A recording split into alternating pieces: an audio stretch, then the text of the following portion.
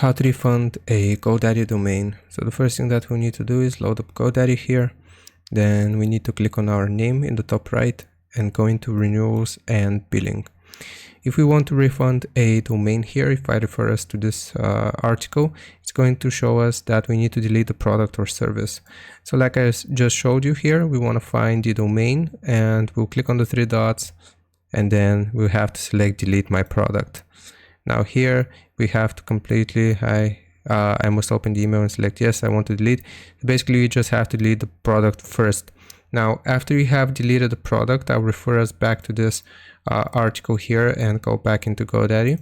So it is going to show us that we need to review the refund policy if you are familiar with it.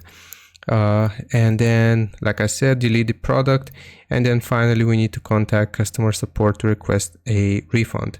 So I'm going to go back into GoDaddy here and select the contact us option, and here you will be able to see a button that says chat now, and you can just contact them and explain that you would like to request a refund, or you can directly call them on this number or whichever number might be for you depending on your region, and that's how you do it.